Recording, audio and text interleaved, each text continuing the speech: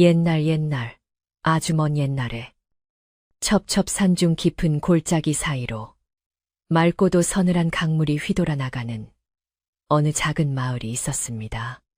이 마을은 사방이 높은 산으로 병풍처럼 둘러싸여 있어 해가 일찍 지고 밤이 길었으며 마을 앞을 흐르는 강물은 바닥이 보이지 않을 정도로 깊고 푸르러서 마을 사람들은 그 물속에 신비한 영물이 살고 있다고 믿었습니다. 물 한 개가 자욱하게 피어오르는 새벽이면 강물 위로 정체를 알 수 없는 빛이 번쩍이기도 했고 가끔은 거대한 물고기나 짐승이 물살을 가르는 소리가 들려오기도 했습니다. 그런 신비롭고도 외진 마을의 가장자리. 강가와 맞닿은 언덕 위에는 연화라고 불리는 참하고 고운 여인이 낡은 초가집에서 홀로 살아가고 있었습니다. 그녀는 일찍이 부모를 여의고 혈혈단신이 되었으나 성품이 어질고 손재주가 좋아 마을 사람들의 옷감을 짜주거나 나무를 캐며 조용히 생계를 이어가고 있었습니다. 연화가 사는 집은 마을의 다른 집들과 동떨어져 있어 인적이라고는 찾기 힘들었고 오직 바람 소리와 강물 흐르는 소리만이 그녀의 벗이 되어주곤 했습니다. 마을 사람들은 강가에 도깨비나 이무기가 나올지도 모른다며 밤에는 그쪽으로 얼씬도 하지 않았지만 연화는 어릴 적부터 강가에서 자라 물을 두려워하지 않았습니다. 오히려 그녀는 달이 밝게 뜬 밤이면 강가 바위에 앉아 흐르는 물을 바라보며 외로움을 달래곤 했습니다. 그러던 어느 날, 유난히 달빛이 환하게 비치던 밤에 연화는 강물 속에서 은은한 백색 광채를 뿜어내는 커다란 뱀, 백사를 마주하게 되었습니다. 보통 사람이라면 기절초풍할 정도로 거대하고 두려운 모습이었지만 신기하게도 연화는 그 백사를 보는 순간 무서움보다는 알 수 없는 포근함과 연민을 느꼈습니다. 백사 또한 연화를 해치려 하지 않고 그녀의 주변을 맴돌며 그윽한 눈빛으로 바라볼 뿐이었습니다. 그날 이후로 백사와 연화 사이에는 말로 설명할 수 없는 기이하고도 애틋한 인연이 시작되었습니다.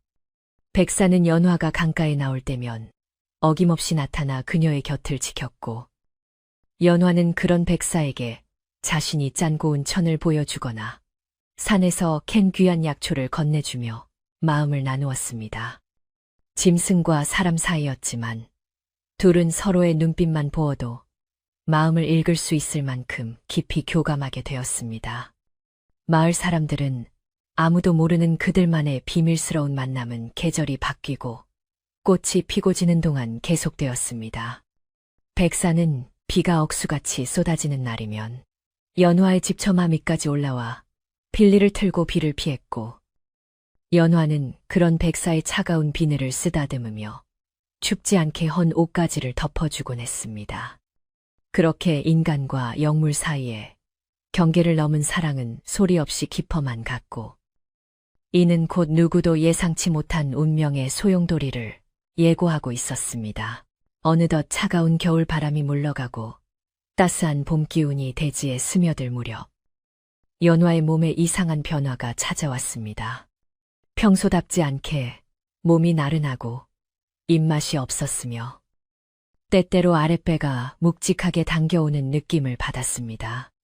처음에는 그저 환절기 탓이려니 생각하며 대수롭지 않게 여겼지만 달이 차오를수록 그녀의 배도 조금씩 불러오기 시작했습니다. 연화는 직감적으로 자신의 몸 안에 새로운 생명이 깃들었음을 깨달았습니다. 하지만 그것은 평범한 아이가 아니었습니다. 뱃속의 아이는 사람의 아이처럼 따뜻한 온기를 내뿜는 대신 서늘하고 매끄러운 기운으로 그녀의 뱃속을 유영하듯 움직였습니다. 연화는 두려움과 경이로움이 뒤섞인 감정으로 떨리는 손을 배 위에 얹었습니다.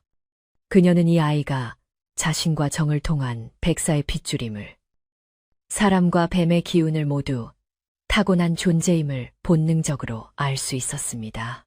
연화는 이 사실이 마을 사람들에게 알려질까봐 극도로 두려워했습니다. 보수적이고 미신을 숭배하는 마을에서 처녀가 아비 없는 아이를 뵌 것도 큰일 날 일이었지만 그 아이의 아비가 사람이 아닌 뱀이라는 사실이 밝혀진다면 자신은 물론이고 뱃속의 아이와 백사까지 모두 무사하지 못할 것이 뻔했기 때문입니다. 그녀는 불러오는 배를 감추기 위해 펑퍼짐한 치마를 겹겹이 껴입었고 낮에는 바깥 출입을 삼가며 집 안에만 틀어박혀 지냈습니다.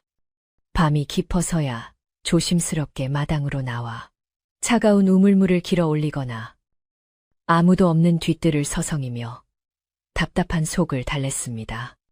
하지만 비밀은 지키려 할수록 마음의 짐은 무거워져만 갔고 연화의 얼굴은 날이 갈수록 수척해졌습니다.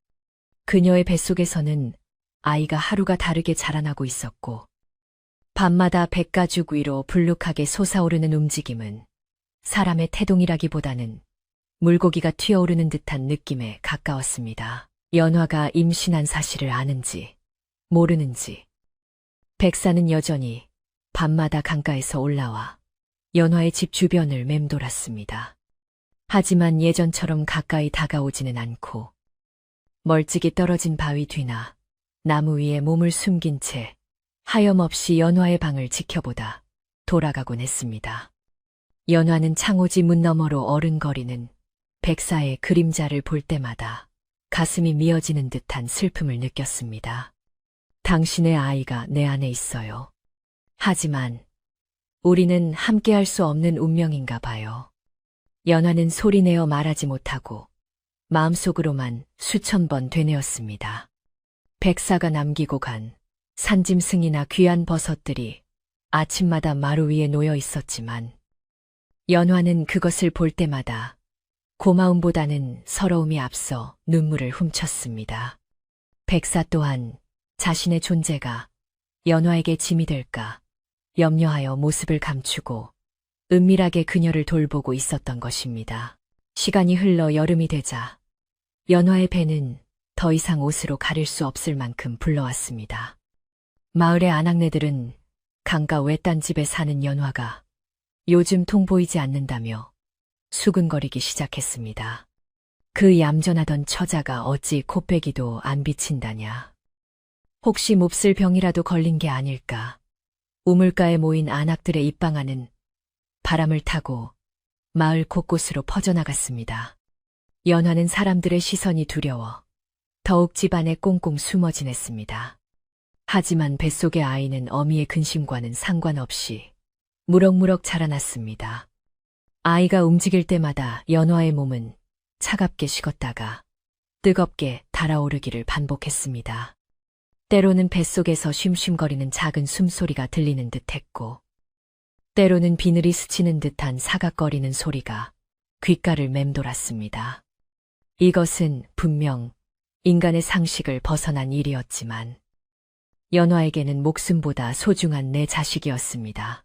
그러던 어느 날 마을에서 가장 입이 싸고 눈치가 빠른 점네네라는 아낙이 나무를 캐러 산에 갔다가 길을 잘못 들어 연화네 집 근처까지 오게 되었습니다.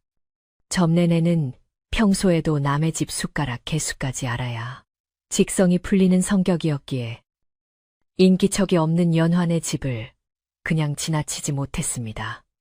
그녀는 닫힌 살인문 틈으로 마당을 기웃거리며 큰 소리로 연화를 불렀습니다. 연화 아가씨. 계시오. 나 점네네야. 목이 말라서 그러는데 물 한 모금만 주게나. 방 안에 숨죽이고 있던 연화는 가슴이 철렁 내려앉았습니다. 대답을 안 하면 문을 열고 들어올 기세였기에. 연화는 어쩔 수 없이 방문을 아주 조금만 열고 고개만 내밀었습니다. 저 몸이 좀 안 좋아서요. 부엌에 물이 있으니 드시고 가세요. 연화의 목소리는 파르르 떨리고 있었습니다. 점네네는 방문 틈으로 보이는 연화의 얼굴이 헬쑥한 것을 보고 혀를 찼지만 그녀의 시선은 연화가 황급히 가린 방문 아래쪽 불룩하게 솟은 치마 자락에 머물렀습니다. 찰나의 순간이었지만 점네네의 매서운 눈썰미를 피할 수는 없었습니다. 물을 마시고 돌아가는 점네네의 발걸음은 수상한 낌새를 챈 사냥꾼처럼 빨라졌습니다. 그녀는 산을 내려가자마자 만나는 사람마다 붙잡고 자신이 본 것을 떠들기 시작했습니다. 내 두 눈으로 똑똑히 봤단께 연화 그 처자가 배가 남산만하게 불러있더라니깐. 서방도 없는 처녀가 그게 무슨 병괴래. 소문은 발 없는 말이 되어 삽시간에 온 마을을 휩쓸었습니다. 순박했던 마을 사람들의 눈빛에는 호기심을 넘어선 의심과 경멸이 서리기 시작했고, 이는 곧 연화에게 닥쳐올 거대한 시련의 서막이었습니다. 마을의 분위기가 심상치 않게 돌아가던 그날 밤, 연화는 잠을 이루지 못하고 뒤척였습니다. 뱃속의 아이가 평소보다 더욱 격렬하게 꿈틀거렸기 때문입니다. 마치 닥쳐올 위험을 감지하고 불안해하는 것 같았습니다. 연화는 식은땀이 흐르는 이마를 닦으며 촛불을 켰습니다. 그때 방문 밖에서 스르륵 거리는 소리가 들렸습니다. 바람 소리라고 하기에는 너무나 규칙적이고 묵직한 소리였습니다. 연화가 조심스럽게 문을 열자 마당 한가운데에 거대한 백사가 대리를 틀고 앉아 달빛을 받으며 그녀를 쳐다보고 있었습니다. 백사의 눈빛은 그 어느 때보다 슬프고도 결연해 보였습니다. 백사는 연화를 향해 고개를 한번 끄덕이고는 입에 물고 있던 무언가를 마루 위에 살며시 내려놓았습니다. 그것은 아주 오래되어 보이는 신비로운 빛깔의 구슬이었습니다. 구슬을 내려놓은 백사는 다시 스르륵 소리를 내며 어둠 속으로 사라졌습니다. 연화는 떨리는 손으로 구슬을 집어들었습니다. 차가우면서도 묘한 온기가 느껴지는 구슬이었습니다. 이것이 무엇을 의미하는지 정확히 알 수는 없었지만 백사가 자신과 아이를 지키기 위해 주고 간 것임은 분명했습니다. 연화는 구슬을 품속 깊이 간직하며 다짐했습니다. 무슨 일이 있어도 이 아이만은 지켜내겠노라고. 하지만 다음 날 아침, 마을의 우물이 붉은 핏빛으로 물드는 기괴한 일이 벌어졌습니다. 마을 사람들은 이것이 부정한 기운 때문이라며 공포에 떨었고, 모든 화살은 자연스럽게 배가 부른 연화에게로 향했습니다. 촌장은 마을 회의를 소집했고, 사람들은 웅성거리며 연화의 집으로 몰려갈 채비를 했습니다. 연화의 집 주변에는 보이지 않는 긴장감이 감돌았습니다. 바람조차 숨을 죽인 듯 고요했지만 그 고요함 속에는 폭풍전야와 같은 위태로움이 도사리고 있었습니다. 연화는 방 안에 앉아 밖의 동태를 살폈습니다. 멀리서 사람들의 고함 소리와 횃불의 불빛이 아른거리는 것 같았습니다. 그녀는 뱃속의 아이를 쓰다듬으며 중얼거렸습니다. 아가야, 걱정 마라. 엄마가 너를 꼭 지켜줄게. 내 아버지가 우리를 지켜보고 계시니까. 하지만 그녀의 손은 걷잡을 수 없이 떨리고 있었고 눈가에는 뜨거운 눈물이 고여 흘러내렸습니다. 자신이 감당해야 할 운명의 무게가 바위처럼 그녀를 짓눌러 왔습니다. 사람들의 오해와 분노는 걷잡을 수 없이 커져만 갔고 연화는 점점 벼랑 끝으로 내몰리고 있었습니다. 이때 마을에서 가장 나이가 많고 지혜롭기로 소문난 노파가 지팡이를 짚고 연화의 집을 찾아왔습니다. 노파는 마을 사람들의 흥분한 분위기와는 달리 차분하고 깊은 눈으로 연화를 바라보았습니다. 노파는 문 밖에서 낮은 목소리로 연화를 불렀습니다. 연화야, 안에 있느냐? 내 잠시 들어가도 되겠느냐? 연화는 노파의 목소리에 안도감과 두려움을 동시에 느끼며 문을 열어주었습니다. 방 안으로 들어온 노파는 연화의 부른 배를 보고도 놀란 기색 없이 혀를 끌끌 찼습니다. 춤추, 기어이, 일이 이렇게 되었구나. 내 진작에 내 눈빛이 예사롭지 않음을 알았다만 일이 큰 업보를 짊어질 줄이야. 노파는 연화의 손을 잡으며 한숨을 내쉬었습니다. 그녀는 이미 모든 것을 알고 있는 듯 했습니다. 할머니, 저는 어찌해야 합니까? 연화가 울먹이며 묻자 노파는 단호하면서도 안타까운 목소리로 말했습니다. 사람들이 너를 가만두지 않을 게다. 마을에 흉흉한 일이 생기면 가장 약한 곳을 찔러 피를 봐야 직성이 풀리는 게 사람들이다. 더구나 내 뱃속에 있는 것은 사람의 씨가 아니지 않느냐. 연화는 깜짝 놀라 몸을 움츠렸습니다. 노파는 연화의 어깨를 토닥이며 말을 이었습니다. 두려워 말거라. 내 너를 탓하러 온 것이 아니다. 다만 이곳을 떠나야 한다. 날이 밝기 전에 도망치거라. 그렇지 않으면 너도, 그 아이도, 그리고 그 아이의 압이 되는 영물도 모두 화를 입을 것이다. 노파의 경고는 연화의 가슴에 비수처럼 꽂혔습니다. 노파가 돌아간 후 연화는 짐을 꾸리려 했지만 몸이 무거워 쉽지 않았습니다. 게다가 어디로 도망친단 말입니까? 산 너머 낯선 땅으로 간들 뱀을 벤 여인을 받아줄 곳이 있을리 만무했습니다. 그녀가 갈 곳은 없었습니다. 창밖에는 어느새 굵은 빗방울이 떨어지기 시작했습니다. 하늘은 검은 구름으로 뒤덮여 낮인지 밤인지 분간할 수 없을 정도로 어두웠습니다. 빗줄기는 점점 거세져 초가지붕을 뚫을 듯이 퍼부었고 멀리서 천둥 소리가 우르릉 쾅쾅 울려 퍼졌습니다. 마치 하늘이 노한 것처럼 혹은 다가올 비극을 슬퍼하며 통곡하는 것처럼 비바람은 사납게 몰아쳤습니다. 연화는 방구석에 웅크리고 앉아 떨고 있었습니다. 그때 빗소리 사이로 섞여 들어오는 사람들의 웅성거림이 점점 더 가까워지고 있었습니다. 마을 사람들은 횃불 대신 몽둥이와 농기구를 들고 빗속을 뚫고 올라오고 있었습니다. 선두에는 점례네와 건장한 청년들이 서 있었고 그 뒤로 촌장과 마을 어르신들이 굳은 표정으로 따르고 있었습니다. 요사스러운 것을 끌어내라. 마을의 우물을 피로 물들인 마녀를 쫓아내야 한다. 사람들의 고함 소리는 천둥 소리보다 더 크게 연화의 귓가를 때렸습니다. 연화는 더 이상 피할 곳이 없음을 직감했습니다. 그녀는 자리에서 일어나 옷매무새를 다듬었습니다. 그리고 품속에 숨겨둔 백사의 구슬을 꺼내 손에 꽉 쥐었습니다. 여보, 우리 아가. 내가 지킬게요. 연화의 눈빛에 서려있던 두려움은 어느새 비장함으로 바뀌어 있었습니다. 그녀는 문을 열고 세찬 비바람이 몰아치는 마당으로 발을 내디뎠습니다. 비바람에 젖은 연화의 모습은 처량하기 그지없었지만 그녀의 배는 당당하게 불러 있었습니다. 마당으로 들어닥친 마을 사람들은 연화의 모습을 보고 잠시 주춤했습니다. 빗물에 젖은 머리카락이 얼굴에 달라붙어 있었지만 그녀의 눈은 형형하게 빛나고 있었기 때문입니다. 무슨 일로 이 밤에 찾아오셨나요? 연화가 차분하게 묻자 점례네가 앞으로 나서며 소리쳤습니다. 내 인연 뻔뻔하게 어디서 말댔구냐. 내 뱃속에 든 것이 사람이 아니라는 게 사실이냐.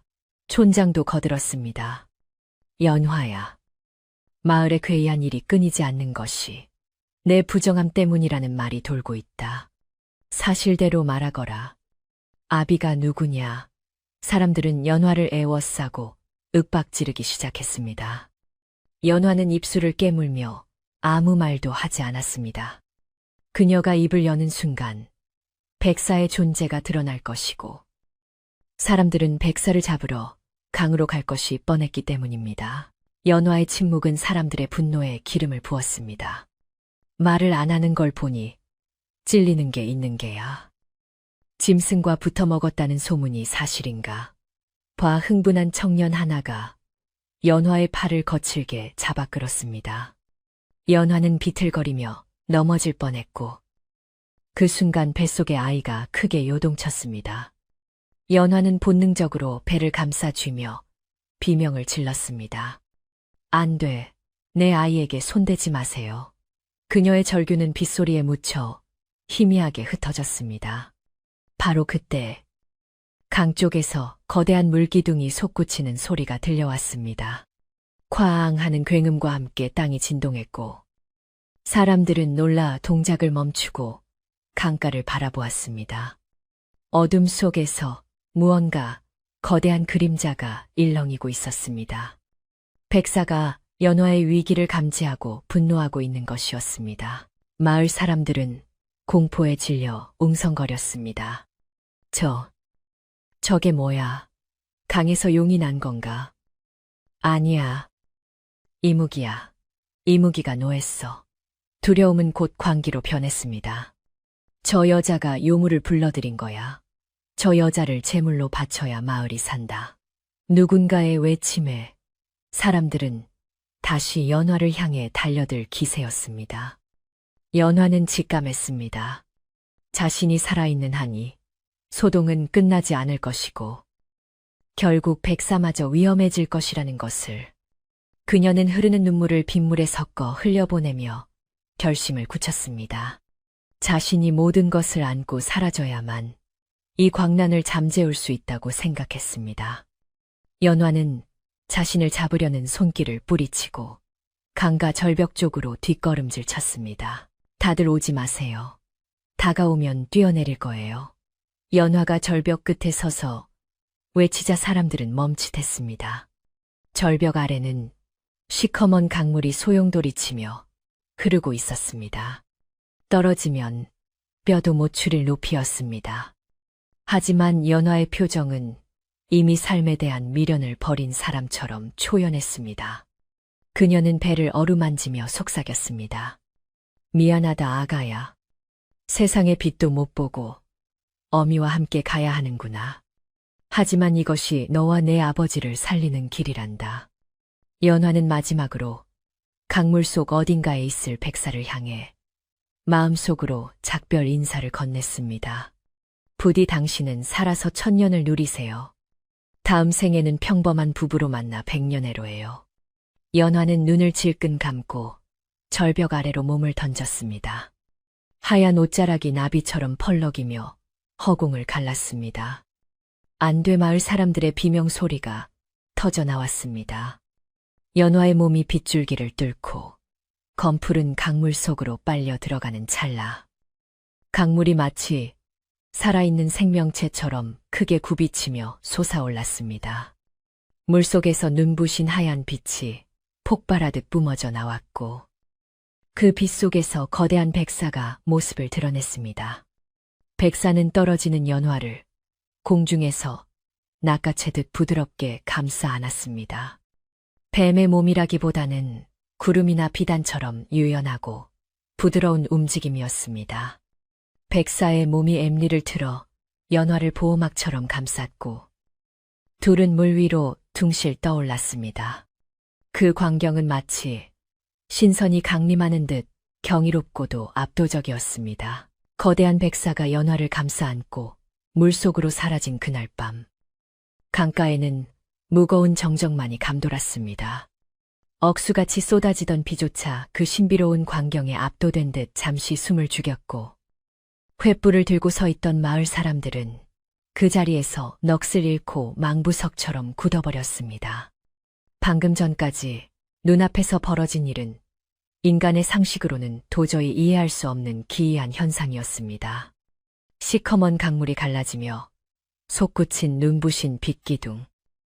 그리고 그 속에서 나타난 전설 속의 영물인 백사. 그 거대한 뱀이 여인을 집어삼키는 것이 아니라 마치 귀한 보물을 다루듯 소중히 품어 안고 사라진 모습은 사람들의 뇌리에 깊이 박혀 지워지지 않을 충격을 남겼습니다. 사람들은 한참 동안이나 아무 말도 하지 못한 채 거친 숨만 몰아쉬며 텅 빈 강물과 어두운 하늘을 번갈아 쳐다볼 뿐이었습니다. 얼마나 시간이 지났을까? 가장 먼저 정신을 차린 것은 이번 소동을 주도했던 점례네였습니다. 그녀는 다리가 풀려 주저앉은 채로 벌벌 떨면서도 찢어지는 듯한 비명을 질렀습니다. 아이고 저것 보시오. 저 요물이 기어 이 연화를 잡아먹고 물속으로 끌고 들어갔소. 이제 우리 마을은 다 죽었네. 다 죽었어. 점내내의 날카로운 고함 소리는 공포에 질려 있던 사람들의 마음에 불을 지폈습니다. 사람들은 그제야 사태를 파악한 듯 비명을 지르며 뒷걸음질 쳤고 횃불을 내던지고 허둥지둥 마을을 향해 달리기 시작했습니다. 누구 하나 뒤를 돌아볼 엄두조차 내지 못했습니다. 그들은 자신들이 본 것이 성스러운 수호신이 아니라 마을을 집어삼킬 재앙의 징조라고 굳게 믿어버린 것입니다. 공포는 전염병보다 더 빠르게 사람들의 이성을 마비시켰습니다. 마을로 도망쳐온 사람들은 각자의 집으로 들어가 문을 걸어 잠그고 이불을 뒤집어 썼습니다. 하지만 그날 밤 마을의 어느 누구도 편히 잠들 수 없었습니다. 바람이 문풍지를 흔드는 소리만 들려도 뱀이 기어오는 소리인 줄 알고 소스라치게 놀랐으며 멀리서 들리는 부엉이 울음소리조차 요괴의 비웃음처럼 들렸기 때문입니다. 마을 회관에 모인 남자들은 막걸리 잔을 기울이며 떨리는 목소리로 강가에서 본 광경을 이야기했습니다. 그 뱀의 눈을 봤나 사람만 한눈이 시퍼렇게 빛나는데 그게 날 노려보는 것 같아 오금이 저렸네. 누군가 이렇게 말하면 다른 이는 한술 더 떠서 아니야. 그건 뱀이 아니라 용이 되려다 실패한 이무기가 틀림없어. 연화를 제물로 삼아 힘을 얻고 우리 마을을 덮치러 올 게야. 라며 공포를 확대 재생산했습니다. 다음 날 아침이 밝았지만 마을의 분위기는 여전히 음산하기 짝이 없었습니다. 평소라면 밭으로 나가는 농부들의 발길로 분주했을 새벽길이 쥐 죽은 듯 고요했고 아낙네들이 모여 수다를 떨던 우물가조차 텅 비어 있었습니다. 하늘은 여전히 잿빛 구름으로 뒤덮여 있었고 간간히 뿌리는 빗방울은 마치 죽은 자의 눈물처럼 차갑고 을씨년스러웠습니다. 점내내는 아침 일찍부터 마을 어귀를 돌아다니며 사람들을 선동하기 시작했습니다.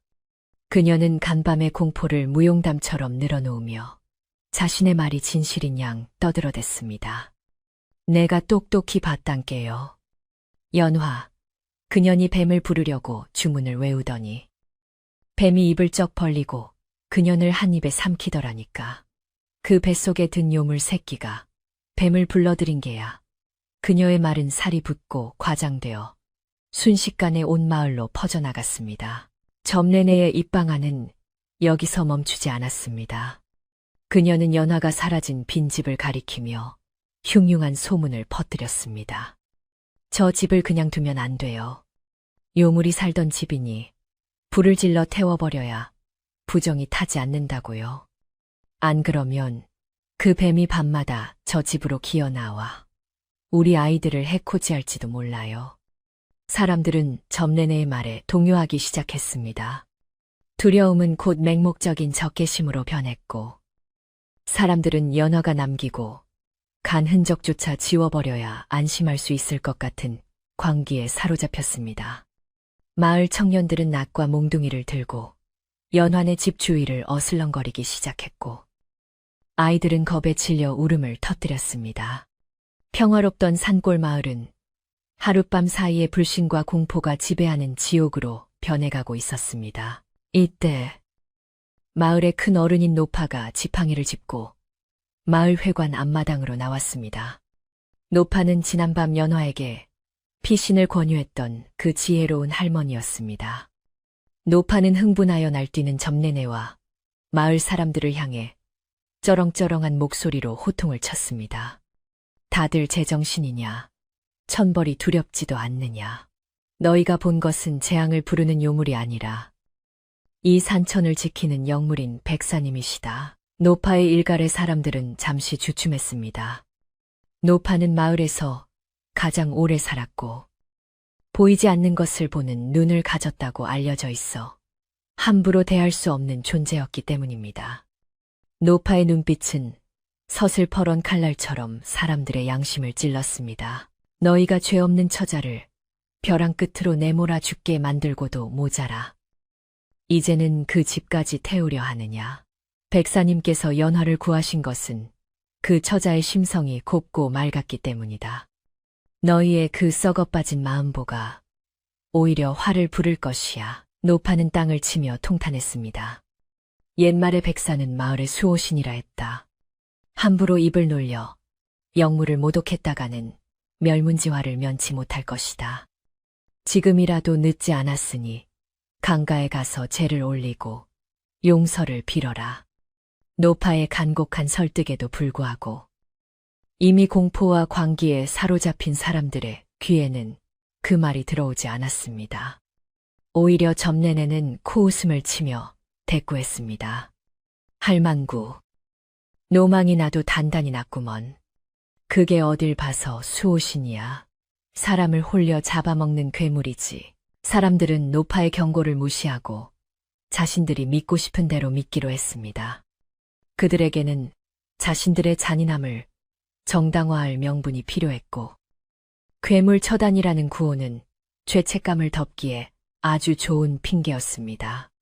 노파는 고개를 저으며 긴 한숨을 내쉬었습니다. 어리석은 것들. 제 발등을 제가 찍는구나. 다가올 재앙을 어찌 감당하려고 이러는가. 노파는 슬픈 눈으로 하늘을 올려다보았습니다. 먹구름 사이로 언뜻 비치는 햇살조차 핏빛으로 붉게 물들어 보이는 것은 노파만의 착각이 아니었을 것입니다. 마을 사람들은 노파를 뒤로하고 삼삼오오 모여 뱀을 잡을 계획을 세우기 시작했습니다. 그들의 눈에는 더 이상 이성이나 자비는 찾아볼 수 없었습니다. 한편 마을 사람들이 광기에 휩싸여 있는 동안 연화는 깊은 잠에서 깨어났습니다.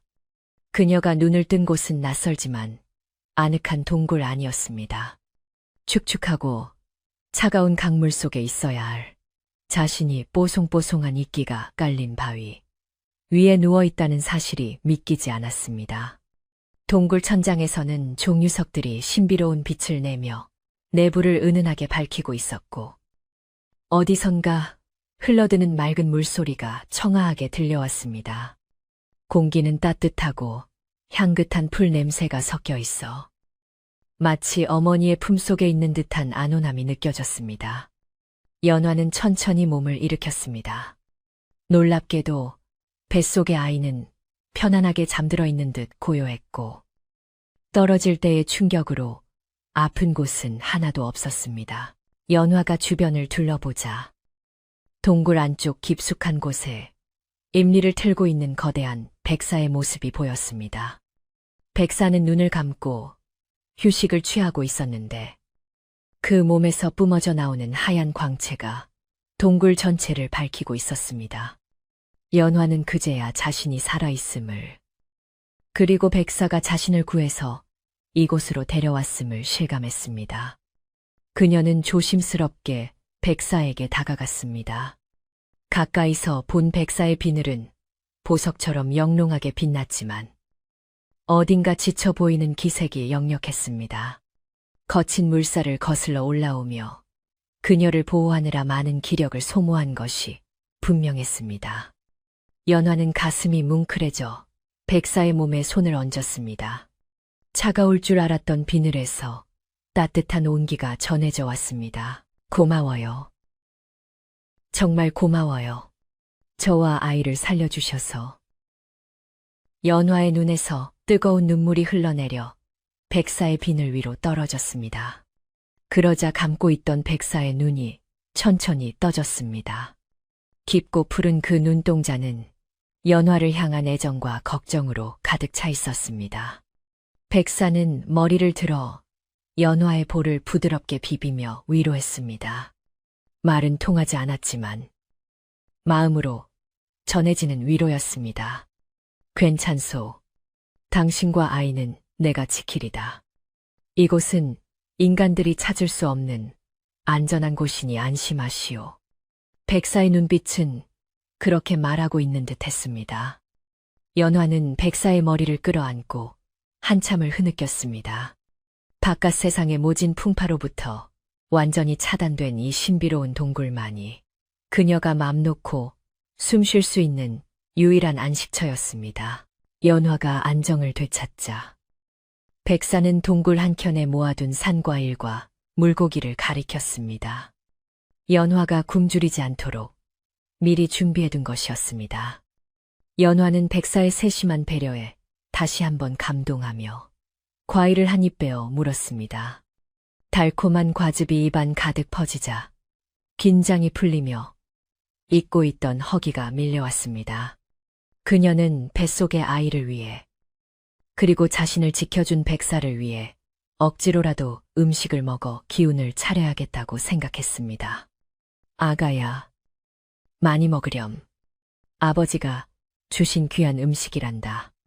연화는 배를 쓰다듬으며 중얼거렸습니다. 동굴 밖에서는 여전히 비바람이 몰아치고 있겠지만 이곳은 시간이 멈춘 듯 평화롭고 고요했습니다. 하지만 연화의 마음 한구석에는 마을에 두고 온 집과 이웃들에 대한 걱정, 그리고 언제까지 이곳에 숨어 지낼 수 있을지에 대한 불안감이 챈리를 틀고 있었습니다. 다시 마을로 시선을 돌려보면 흉흉한 소문은 꼬리에 꼬리를 물고 이어져 마을 전체를 병들게 하고 있었습니다. 연화가 사라진 지 사흘이 지나자 마을에는 기이한 일들이 연달아 일어나기 시작했습니다. 멀쩡하던 소가 갑자기 거품을 물고 쓰러지는가 하면 마을의 공동 우물이 붉은 흙탕물로 변해버려 식수를 구할 수 없게 되었습니다. 밤이면 산짐승들이 마을까지 내려와 울부짖어 잠을 설친 아이들이 경기를 일으키기도 했습니다. 이 모든 자연재해와 불행은 사람들의 불안 심리를 자극했고 점내내를 비롯한 사람들은 이 모든 것이 연화와 백사의 저주 때문이라고 확신하게 되었습니다. 우연의 일치일 수도 있었지만 공포에 질린 사람들에게 이성적인 판단은 불가능했습니다. 마을 회관에는 매일 밤 대책 회의가 열렸습니다.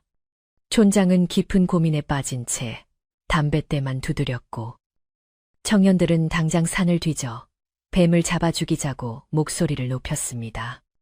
이대로 앉아서 당할 수는 없습니다.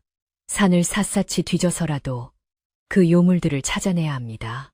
혈기왕성한 청년 하나가 낫을 휘두르며 소리쳤습니다. 맞아. 내일 당장 사냥패를 꾸립시다. 뱀굴을 찾아서 불을 지르고 가죽을 벗겨내야 마을에 내린 저주가 풀릴 거야. 사람들은 흥분하여 동조했습니다. 그들은 자신들의 불행을 탓할 대상이 필요했고 그것을 파괴함으로써 평온을 되찾을 수 있다고 굳게 믿었습니다. 그것이 더 큰 재앙을 불러올 수 있다는 노파의 경고는 까맣게 잊은 채 말입니다. 그때 마을에서 구슬하는 무당이 불려 나왔습니다. 점내내가 촌장을 졸라 옆마을 용하다는 무당을 데려온 것입니다. 무당은 마을 입구에 들어서자마자 요란하게 방울을 흔들며 구판을 벌였습니다. 에구구. 살이 끼었네. 살이 끼었어. 거대한 뱀이 마을의 기운을 칭칭 감고 있어 숨통을 조이고 있구나. 무당의 말에 사람들은 꼴깍 침을 삼켰습니다. 어디에 숨어 있습니까? 우리가 잡을 수 있습니까? 점내내가 다급하게 묻자 무당은 서쪽 산 절벽 아래 사람이 닿지 않는 깊은 계곡을 손가락으로 가리켰습니다. 저기다 저기 음기가 가득한 곳에 뱀과 여자가 숨어 있다. 당장 가서 목을 치지 않으면 마을 전체가 쑥대밭이 될 게야. 무당의 서슬퍼런 예언은 사냥패를 조직하는 결정적인 계기가 되었습니다. 마을 사람들은 무당이 가리킨 방향을 노려보며 전의를 불태웠습니다. 그들은 창고에 박혀있던 녹슨 창을 꺼내 갈고 대나무를 깎아 죽창을 만들었으며 뱀이 싫어한다는 유황과 석유를 준비했습니다. 촌장도 더 이상 그들을 말릴 수 없었습니다. 아니, 어쩌면 촌장 역시 마음속으로는 이 끔찍한 불안감을 끝내고 싶었는지도 모릅니다. 내일 날이 밝는 대로 출발한다. 장정들은 채비를 갖추고 회관 앞으로 모여라. 촌장의 명령이 떨어지자 마을은 전쟁터로 나가는 병사들의 막사처럼 분주해졌습니다. 사람들의 얼굴에는 비장함과 살기가 감돌았고 입가에는 잔인한 미소가 걸려 있었습니다. 그들은 자신들이 정의를 행한다고 믿었지만 실상은 두려움에 먹혀버린 나약한 인간들의 발버둥일 뿐이었습니다. 그날 밤 노파는 잠을 이루지 못하고 정화수 한 그릇을 떠놓은 채 밤새 기도를 올렸습니다. 천지신명이지요. 부디 어리석은 인간들을 용서하시고 죄 없는 생명들을 보살펴 주소서. 피바람이 불어닥칠까 두렵나이다. 노파의 기도는 간절했지만 이미 당겨진 활시위처럼 마을 사람들의 광기는 멈출 줄을 몰랐습니다. 산 너머 동굴에서는 연화가 알 수 없는 불안감에 가슴을 쓸어내리며 잠든 백사의 곁을 지키고 있었고 백사 또한 다가오는 살기를 감지한 듯 혀를 날름거리며 낮은 신음 소리를 내고 있었습니다. 폭풍 전야의 고요함 속에서 운명의 시간은 시시각각 다가오고 있었습니다. 내일이면 평화로운 동굴 앞까지 인간들의 탐욕스러운 발자국 소리가 들이닥칠 것이었습니다. 어둠이 가장 짙은 새벽. 마을 장정 20명은 횃불과 무기를 들고 산길을 오르기 시작했습니다. 선두에는 길잡이를 자처한 사냥꾼이 섰고 그 뒤로 살기가 등등한 청년들이 따랐습니다. 숲속의 새들조차 숨을 죽이고 날아가지 않을 만큼 긴장감이 감도는 행렬이었습니다. 그들의 거친 숨소리와 발자국 소리는 새벽 공기를 가르며 산속 깊은 곳으로 울려 퍼졌습니다. 연화와 백사가 숨어있는 비밀스러운 동굴을 향해 파국을 향해 거침없이 나아가는 그들의 모습은 마치 지옥에서 올라온 악귀들처럼 보였습니다. 과연 연화와 백사는 이 위기를 넘기고 무사할 수 있을까요? 아니면 마을 사람들의 잔인한 칼날 앞에 비극적인 최후를 맞이하게 될까요? 산봉우리 너머로 붉은 해가 솟아오르며 피할 수 없는 대결의 아침이 밝아오고 있었습니다. 해는 중천에 떠올랐지만 산속은 마치 한밤중처럼 어둑어둑했습니다. 마을 사람들이 내뿜는 살기와 횃불에서 피어오르는 검은 연기가 숲의 전기를 짓누르고 있었기 때문입니다. 새들은 불안하게 울며 둥지를 떠났고 숲속의 작은 짐승들은 굴 깊숙한 곳으로 몸을 숨겼습니다. 자연은 인간들의 무자비한 침입을 거부하듯 가시덤불을 내밀고 돌부리를 세웠지만 광기에 사로잡힌 마을 장정들의 발길을 막기에는 역부족이었습니다. 선두에 선 사냥꾼은 예리한 눈빛으로 땅바닥에 남겨진 희미한 물자국과 비늘이 스친 흔적을 찾아냈습니다. 이쪽이다. 놈들이 이 근처에 숨어 있는 게 확실해. 사냥꾼의 외침에 사람들은 환호성을 지르며 거칠게 숲을 헤치고 나아갔습니다. 그들의 손에 들린 몽둥이와 죽창은 피를 부르는 흉기처럼 번뜩였고 입에서는 짐승을 잡을 때나 내뱉는 거친 숨소리가 터져 나왔습니다. 동굴 안에서 평온한 시간을 보내던 연화는 갑작스러운 한기를 느끼고 눈을 떴습니다. 뱃속의 아이가 불안한 듯 꿈틀거렸고 곁에 있던 백사 역시 머리를 치켜들고 동굴 입구 쪽을 응시하며 낮게 그르렁거리는 소리를 내고 있었습니다.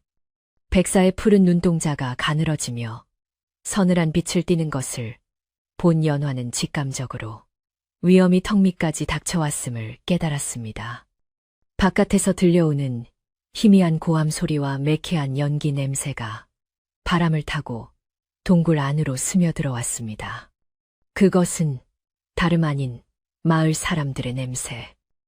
며칠 전 자신을 벼랑 끝으로 내몰았던 그 잔인한 공포의 냄새였습니다. 연화의 심장이 쿵쾅거리며 요동치기 시작했습니다. 설마 여기까지 찾아온 건가요? 연화가 떨리는 목소리로 묻자 백사는 그녀를 안심시키려는 듯 꼬리로 그녀의 몸을 감싸 안았지만 그의 시선은 여전히 밖을 향해 고정되어 있었습니다. 백사는 이미 싸울 준비를 하고 있었습니다. 그의 몸은 평소보다 2배는 더 부풀어 오른 듯 거대해졌고 비늘 하나하나가 곤두서 날카로운 칼날처럼 빛났습니다. 백사는 연화와 뱃속의 아이를 지키기 위해서라면 침입자들을 모조리 물어죽일 기세였습니다. 하지만 연화는 그것을 원치 않았습니다. 백사가 사람을 해치게 되면 그는 영원히 사람들에게 괴물로 기억될 것이고 다시는 신성한 영물로 대접받지 못할 것이 뻔했기 때문입니다. 또한 마을 사람들은 어리석고 잔인했지만 한때는 연화와 함께 웃고 울던 이웃들이었습니다. 그들이 다치는 것을 보는 것 또한 연화에게는 큰 고통이었습니다. 연화는 백사의 목을 끌어안으며 간곡히 부탁했습니다. 안 돼요. 사람들을 해치면 안 돼요. 그러면 당신은 정말로 그들이 말하는 악한 요괴가 되어버리는 거예요. 제발 참아주세요. 연화의 눈물 어린 호소에 백사의 눈빛이 잠시 흔들렸습니다. 그때 동굴 밖에서 쾅하는 소리와 함께 돌멩이와 불붙은 장작들이 안으로 날아들기 시작했습니다. 나와라. 이오물들아. 안에 숨어 있는 거 다 안다. 점내내의 날카로운 목소리가 동굴 벽을 타고 울려 퍼졌습니다. 무당은 징과 꽹과리를 요란하게 울리며 주문을 외워댔습니다. 동해, 신령서에, 용왕님. 요사스러운 뱀 귀신을 묶어주시고 부정한 계집을 쳐내어 마을을 구해주소서. 무당의 주문 소리는 사람들의 흥분을 더욱 부추겼습니다. 청년들은 가져온 유황과 마른 집단에 불을 붙여 동굴 입구에 쌓아놓고 부채질을 해댔습니다. 매캐하고 독한 연기가 순식간에 동굴 안을 가득 채웠습니다. 연화는 기침을 하며 괴로워했고 백사는 연화가 연기를 마시지 않도록 자신의 몸으로 둥글게 감싸 막아보려 했지만 스며드는 독한 기운을 완전히 막을 수는 없었습니다. 숨을 쉬기조차 힘든 상황이 되자 백사의 인내심도 한계에 다다랐습니다. 백사는 이밍거리는 소리를 내며 입을 크게 벌려 위협적인 소리를 냈습니다. 당장이라도 밖으로 튀어나가 불을 지르는 인간들을 쓸어버리고 싶은 분노가 동굴 안을 진동시켰습니다. 땅이 우르릉거리며 울리기 시작하자 밖에서 부채질을 하던 사람들도 잠시 멈칫했습니다. 들었나? 저 소리 안에서 용이 우는 소리가 난다. 누군가 소리치자 공포와 호기심이 뒤섞인 웅성거림이 퍼졌습니다. 하지만 무당은 더욱 목소리를 높였습니다. 겁먹지 마라. 저건 단말마의 비명이다. 지금 밀어붙이지 않으면 우리가 죽는다. 불을 더 질러라. 무당의 독촉의 사람들은 다시 미친 듯이 불을 피워댔습니다. 상황은 걷잡을 수 없이 악화되고 있었습니다. 연화는 더 이상 숨어 있을 수만은 없다고 판단했습니다. 이대로 있다가는 질식해 죽거나 백사가 뛰쳐나가 피바람을 일으킬 것이 분명했습니다. 그녀는 결연한 표정으로 자리에서 일어났습니다. 옷매무새를 단정히 하고 흐트러진 머리카락을 쓸어 넘겼습니다. 비록 며칠간의 도피 생활로 초췌해진 모습이었지만 그녀의 눈빛만은 그 어느 때보다 강인하게 빛나고 있었습니다. 제가 나가겠어요. 나가서 저들의 오해를 풀고 당신이 해치지 않도록 막아볼게요. 백사는 걱정스러운 눈빛으로 앞을 가로막았지만 연화는 부드럽게 백사의 머리를 쓰다듬으며 고개를 저었습니다. 믿어주세요. 저는 더 이상 도망치던 연약한 여인이 아니에요. 당신과 우리 아이를 지키는 어미로서 당당히 맞설 거예요. 연화는 입가에 수건을 대고 자욱한 연기를 두르며 동굴 입구 쪽으로 걸어갔습니다. 백사는 차마 그녀를 혼자 보낼 수 없어 그녀의 그림자처럼 뒤에 바짝 붙어 몸을 낮추고 따라갔습니다. 동굴 입구는 불길과 연기로 아수라장이었습니다. 연화가 불길을 해치고 밖으로 모습을 드러내자 구판을 벌이던 무당과 고함을 지르던 마을 사람들이 일제히 동작을 멈추고 얼어붙었습니다. 연기 속에서 걸어 나오는 연화의 모습은 귀신인지 사람인지 분간하기 힘들 정도로 기묘했기 때문입니다. 하얀 소복은 그 으름으로 얼룩져 있었지만 그녀의 뱃속에서 뿜어져 나오는 듯한 알 수 없는 기운이 그녀를 감싸고 있어 묘한 위압감을 주었습니다. 사람들은 꿀먹은 벙어리처럼 입을 벌린 채 그녀를 쳐다보았습니다. 다들 그만두세요. 연화의 목소리가 쩌렁쩌렁하게 울려 퍼졌습니다. 평소에 나긋나긋하던 목소리가 아닌 단전에서 끌어올린 힘찬 외침이었습니다. 어찌하여 죄 없는 생명을 죽이려 하십니까? 하늘이 보고 땅이 보고 있습니다. 두렵지도 않으십니까? 연화의 일갈의 촌장은 헛기침을 하며 쭈뼛거렸지만 점내내는 곧바로 도끼를 뿜어내며 맞받아쳤습니다. 저 요물 같은 년, 죽은 줄 알았더니 살아서 뱀 서방이랑 짝짝꿍하고 있었구나. 내년이 살아있는 것 자체가 마을의 재앙이야. 점내내의 말에 사람들은 다시 웅성거리기 시작했습니다. 맞아. 절벽에서 떨어지고도 멀쩡하다니. 사람이 아니야. 뱀 귀신이 씌었어. 두려움은 다시금 분노로 바뀌어 사람들을 자극했습니다. 사냥꾼이 들고 있던 활시위를 당기며 소리쳤습니다. 비켜라. 네 뒤에 숨은 그 뱀놈을 잡아야 한다. 비키지 않으면 너도 함께 쏘겠다. 연화는 두 팔을 벌려 동굴 입구를 막아섰습니다. 쏠 테면 쏘세요.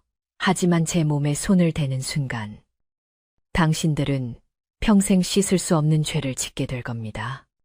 이 아이는 그리고 제 뒤에 계신 분은 당신들을 해치려 한 적이 없습니다.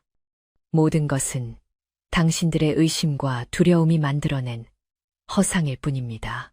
연화의 눈물, 어린 호소에도 불구하고 이미 이성을 잃은 사냥꾼은 활시위를 놓았습니다. 피잉하는 소리와 함께 날카로운 화살이 연화의 가슴을 향해 날아갔습니다. 모든 것이 끝나는 듯한 찰나의 순간이었습니다. 그 순간 동굴 안쪽 어둠 속에서 하얀 섬광이 번개처럼 튀어나왔습니다. 백사가 꼬리를 휘둘러 날아오는 화살을 공중에서 쳐낸 것입니다. 화살은 힘없이 부러져 바닥에 떨어졌고 뒤이어 거대한 백사가 동굴 밖으로 완전히 모습을 드러냈습니다. 집채만한 몸집에 쇠보다 단단해 보이는 하얀 비늘, 그리고 이글거리는 푸른 눈을 가진 백사의 위용은 압도적이었습니다. 마을 사람들은 비명을 지르며 뒷걸음질 쳤습니다. 으악, 괴물이다. 사람 살려 상상했던 것보다 훨씬 거대하고 신성한 기운을 풍기는 백사의 모습에 창을 들고 있던 청년들조차 다리에 힘이 풀려 주저앉고 말았습니다. 백사는 연화 앞을 가로막고 서서 혀를 날름거리며 사람들을 노려보았습니다. 하지만 공포는 때로 무모한 용기를 만들어내기도 합니다. 뒤로 물러서던 무당이 악에 바친 목소리로 소리쳤습니다. 지금이다. 놈이 굴 밖으로 나왔을 때 잡아야 한다. 저놈을 놓치면 마을은 피바다다. 된다. 던져라. 찔러라. 무당의 선동에 넋을 잃고 있던 몇몇 장정들이 정신을 차리고 죽창을 던지기 시작했습니다. 수십 개의 죽창과 돌멩이가 백사를 향해 날아들었습니다. 백사는 피할 수도 있었지만 자신의 뒤에 서 있는 연화를 보호하기 위해 꼼짝도 하지 않고 그 공격을 온몸으로 받아냈습니다. 투둑, 툭 하는 둔탁한 소리와 함께 날카로운 죽창이 백사의 비늘을 긁고 튕겨나갔습니다. 그러나 개 중에 몇몇은 비늘 사이에 연한 살점을 파고들었고 하얀 몸 위로 붉은 선혈이 배어 나오기 시작했습니다. 연화는 백사가 피를 흘리는 모습을 보고 비명을 질렀습니다. 안 돼요. 그만하세요. 제발, 그만. 그녀는 백사의 상처를 막으려 달려들었지만 백사는 꼬리로 그녀를 부드럽게 밀어내어 안전한 곳으로 치워놓고는 계속해서 쏟아지는 공격을 묵묵히 견뎌냈습니다. 백사는 고통스러운 듯 몸을 비틀면서도 단 한 번도 사람들을 향해 공격을 가하지 않았습니다. 그저 거대한 몸으로 벽을 만들어 연화를 지키는 것에만 집중했습니다. 그 처절하고도 숭고한 모습은 보는 이로 하여금 기이한 감정을 불러일으켰습니다. 괴물이라며 죽이려 했던 존재가 오히려 인간보다 더 인간적인 희생을 보여주고 있었기 때문입니다.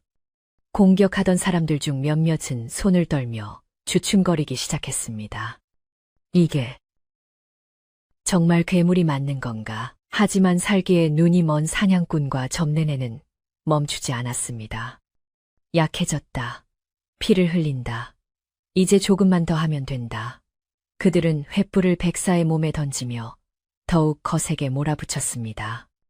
불꽃이 백사의 피부에 닿아 치익하는 소리를 내며 타들어갔습니다. 백사는 고통에 겨운 괴성을 질렀습니다. 그 소리는 산천을 뒤흔드는 슬픈 울음소리 같았습니다. 연화는 가슴이 갈기갈기 찢어지는 듯한 아픔을 느꼈습니다. 자신이 사랑하는 존재가 자신 때문에 그리고 뱃속의 아이 때문에 저렇게 고통받고 있다는 사실을 견딜 수가 없었습니다. 그녀는 울부짖으며 바닥에 주저앉았습니다. 차라리 나를 죽여라. 이 잔인한 사람들아. 그녀의 절규는 하늘에 닿을 듯 애절했습니다. 그때 갑자기 맑았던 하늘이 순식간에 어두워지더니 검은 먹구름이 소용돌이치며 몰려왔습니다. 마른 하늘에 날벼락이 치듯 쿠르릉쾅 하는 천둥 소리가 머리 위에서 터졌습니다. 하늘도 이 비극적인 상황에 분노한 듯 했습니다. 갑작스러운 날씨, 변화에 사람들은 당황하여 하늘을 쳐다보았습니다. 그리고 바로 그 순간 주저앉아 있던 연화의 배에서 눈부신 광채가 뿜어져 나오기 시작했습니다. 옷을 뚫고 나올 정도로 강렬한 황금빛이었습니다. 뱃속의 아이가 어미의 슬픔과 아비의 고통에 감응하여 자신의 영적인 힘을 개방한 것입니다. 그 빛은 점점 강해져 연화의 전신을 감싸고 이내 주변을 대낮처럼 환하게 밝혔습니다. 연화의 배에서 뿜어져 나온 빛은 백사를 향해 날아오던 돌과 창들을 허공에 멈춰 세웠습니다. 마치 보이지 않는 보호막이 쳐진 것처럼 모든 공격이 튕겨나갔습니다. 사람들은 눈을 뜰 수 없을 만큼 강렬한 빛에 압도되어 공격을 멈추고 팔로 얼굴을 가렸습니다. 무당조차 방울을 떨어뜨리고 바닥에 엎드렸습니다. 이건 사람의 기운이 아니다. 그렇다고 요괴의 사악한 기운도 아니야. 이건 무당은 덜덜 떨며 말을 잇지 못했습니다. 그것은 분명히 하늘이 내린 신성한 기운, 영물의 피를 이어받은 아이만이 가질 수 있는 순수하고도 강력한 힘이었습니다. 그 빛은 사악함을 물리치고 모든 것을 정화하는 듯한 따뜻하면서도 엄숙한 기운을 품고 있었습니다. 빛 속에서 연화는 천천히 몸을 일으켰습니다. 그녀는 무아지경에 빠진 듯 몽롱한 표정이었지만 그녀의 배는 마치 태양이 들어있는 듯 찬란하게 빛나고 있었습니다. 백사 또한 그 빛을 받자 고통스러워하던 몸부림을 멈추고 평온을 되찾았습니다. 흐르던 피가 멈추고 상처가 아물어가는 기적 같은 일이 벌어졌습니다. 마을 사람들은 공포를 넘어선 경외감에 사로잡혀 무릎을 꿇기 시작했습니다. 방금 전까지 괴물이라고 욕하던 존재들 앞에서 그들은 자신들의 초라함과 어리석음을 뼈저리게 느끼고 있었습니다. 이것은 단순한 구판이나 사냥으로 해결될 일이 아니라는 것을, 인간의 힘으로 거슬러서는 안 될 거대한 운명과 마주하고 있음을 깨달은 것입니다. 연화는 빛에 쌓인 채 마을 사람들을 향해 걸어 나갔습니다. 한 걸음 한 걸음 내디딜 때마다 땅에 떨어진 무기들이 저절로 옆으로 밀려났습니다. 그녀는 더 이상 죄인도 도망자도 아니었습니다. 신비한 힘을 품은 어머니이자 영물과 교감하는 무녀와도 같은 모습이었습니다. 그녀는 사람들 앞에 서서 조용하지만 단호하게 말했습니다. 보십시오. 이 아이가 내뿜는 빛을, 사악한 요물이라면 어찌 이런 맑은 빛을 낼 수 있겠습니까? 당신들이 죽이려던 것은 재앙이 아니라 이 마을에 찾아온 축복일지도 모릅니다. 그녀의 목소리는 처렁처렁하지 않았지만 사람들의 가슴 깊은 곳을 울리는 힘이 있었습니다. 그때 뒤늦게 산을 올라온 노파가 헐떡이며 사람들 사이를 비집고 들어왔습니다. 노파는 빛나는 연화와 그 뒤를 지키는 백사를 보고 지팡이를 던져버린 채 땅바닥에 넙죽 절을 올렸습니다. 아이고, 용왕님의 아기씨가 드디어 기운을 드러내셨구나. 이 미천한 늙은이가 이제야 뵙습니다. 노파의 행동에 촌장과 마을 사람들은 더욱 당황했습니다. 마을의 정신적 지주인 노파가 저렇게까지 행동한다는 것은 자신들이 정말로 큰 실수를 저질렀다는 것을 의미했기 때문입니다. 노파는 눈물을 흘리며 사람들을 꾸짖었습니다. 이 멍청한 것들아, 눈이 있으면 똑바로 보아라. 백사님께서 피를 흘려가면서도 너희를 해치지 않으신 것을, 저분이 진짜 괴물이었다면 너희는 벌써 뼈도 못 추렸을 것이다. 노파의 호통과 눈앞의 기적적인 광경에 살기로 가득 찼던 마을, 사람들의 눈빛이 흔들리기 시작했습니다. 점내내는 입을 딱 벌린 채 주저앉아 있었고 사냥꾼은 활을 바닥에 떨어뜨렸습니다. 연화의 배에서 나오는 빛은 점점 부드러워지며 백사의 상처를 어루만졌고 백사는 그 빛을 받으며 다시금 위험 있는 자세로 고개를 들었습니다. 이제 누구도 감히 백사를 향해 돌을 던질 수 없었습니다. 오해와 진실이 정면으로 충돌한 이 긴박한 순간, 마을 사람들은 자신들의 과오를 인정할 것인가, 아니면 끝까지 아집을 부릴 것인가에 기로에 서 있었습니다. 하지만 압도적인 신비함 앞에서 그들의 적개심은 봄눈 녹듯 사라지고 그 자리에 두려움 섞인 존경심이 싹트기 시작했습니다. 황금빛 광채가 서서히 잦아들고 동굴 앞에는 무거운 침묵만이 감돌았습니다. 방금 전까지 사람들의 눈을 멀게 할 듯 쏟아지던 빛은 이제 연화의 몸 주위에 은은한 후광으로 남아 그녀를 더욱 신성하고 범접할 수 없는 존재로 보이게 만들었습니다. 살기를 띠고 날아들던 돌멩이와 죽창들은 힘을 잃고 바닥에 나뒹굴고 있었고 흥분하여 고함을 지르던 사람들은 마치 찬물을 끼얹은 듯 입을 다물었습니다. 그들의 시선은 피를 흘리면서도 꿈쩍 않고 연화를 지키고 있는 거대한 백사와 그런 백사를 슬픈 눈으로 어루만지는 연화에게 고정되어 있었습니다. 그제야 사람들은 자신들이 무슨 짓을 저지르려 했는지 깨닫기 시작했습니다. 공포와 광기에 가려져 있던 이성이 돌아오자 밀려오는 것은 걷잡을 수 없는 부끄러움과 죄책감이었습니다. 가장 먼저 무릎을 꿇은 것은 구판을 벌였던 무당이었습니다. 그녀는 신을 모시는 사람으로서 연화의 뱃속에서 뿜어져 나온 기운이 사악한 요기가 아니라 하늘이 내린 순수한 연기임을 누구보다 뼈저리게 느꼈기 때문입니다. 무당은 바닥에 머리를 댔으며 통곡했습니다. 아이고, 죽을 죄를 지었습니다. 눈이 멀어 영물인 백사님을 몰라보고 감히 해하려 했으니 이 죄를 어찌 씻겠습니까? 무당의 통곡 소리는 적막한 산속에 메아리쳐 울렸습니다. 그 소리는 마치 마을 사람들의 가슴 속에 맺혀 있던 응어리를 터뜨리는 신호탄과도 같았습니다. 창을 들고 있던 청년들도 하나둘씩 무기를 바닥에 떨어뜨리고 고개를 떨구었습니다. 그들의 손은 부들부들 떨리고 있었고 얼굴은 참외로 붉게 물들어 있었습니다. 이때 마을의 촌장이 떨리는 다리를 부여잡고 앞으로 나섰습니다. 그는 마을의 대표로서 이 사태를 책임져야 할 의무가 있었습니다. 촌장은 연화와 백사 앞에 엎드려 깊이 절을 올렸습니다. 연화야. 아니, 연화 아가씨. 우리 늙은이들이 어리석어 귀한 분들을 알아보지 못하고 큰 실수를 저질렀네. 마을을 지키겠다는 욕심이 앞서 자네와 백사님께 씻을 수 없는 상처를 입혔어. 부디 노여움을 거두어 주시게. 촌장의 목소리는 물기에 젖어 있었습니다.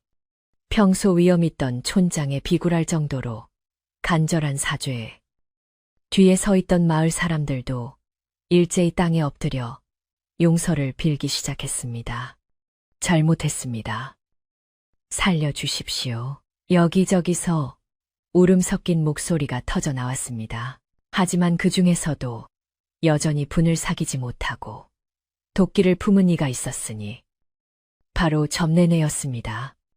그녀는 자신의 선동이 틀렸다는 것을 인정하기 싫어 끝까지 악다구니를 썼습니다. 이건 다 속임수야. 저 뱀이 요술을 부려 우리 눈을 속이는 거라고, 촌장님. 정신 차리세요. 지금 저것들을 죽이지 않으면 우리가 당한다니까요. 점내내는 미친 사람처럼 소리치며 바닥에 떨어진 돌을 집어들려 했습니다. 그러자 곁에 있던 노파가 지팡이로 점내내의 손등을 내리치며 호통을 쳤습니다.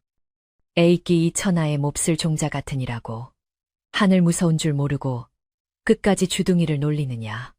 내년에 그 새치 혀가 마을을 쑥대밭으로 만들고도 아직 정신을 못 차렸어. 노파의 서슬퍼런 일갈에 점내내는 비로소 입을 다물었습니다. 마을 사람들 모두가 싸늘한 눈빛으로 자신을 쳐다보고 있음을 깨달았기 때문입니다.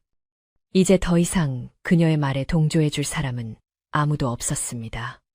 점내내는 그제야 공포를 느끼고 털썩 주저앉았습니다. 연화는 그런 점내내를 원망 어린 눈으로 바라보았지만 이내 한숨을 내쉬며 고개를 돌렸습니다. 그녀에게 중요한 것은 복수가 아니라 뱃속의 아이와 백사의 안위, 그리고 마을의 진정한 평화였기 때문입니다. 연화는 천천히 입을 열어 부드럽지만 위험 있는 목소리로 말했습니다. 여러분, 고개를 드세요. 저와 백사님은 여러분을 해칠 생각이 없습니다. 다만 우리가 바라는 것은 서로를 해치지 않고 각자의 자리에서 평온하게 살아가는 것뿐입니다. 연화의 자비로운 말에 사람들은 감동하여 눈시울을 붉혔습니다. 자신들을 죽이려 했던 사람들을 용서하고 포용하는 연화의 모습에서 그들은 진정한 모성의 위대함을 느꼈습니다. 연화는 몸을 돌려 상처 입은 백사를 바라보았습니다.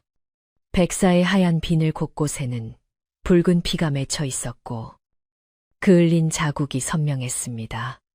연화는 가슴이 미어지는 듯 아팠지만 눈물을 삼키며 백사의 머리를 쓰다듬었습니다. 고생하셨어요. 이제 다 끝났어요. 사람들도 당신의 진심을 알았을 거예요.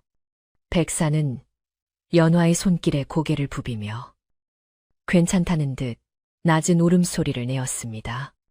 그리고는 마을 사람들을 향해 한 번 크게 으르렁거리는 것으로 마지막 경고를 대신했습니다.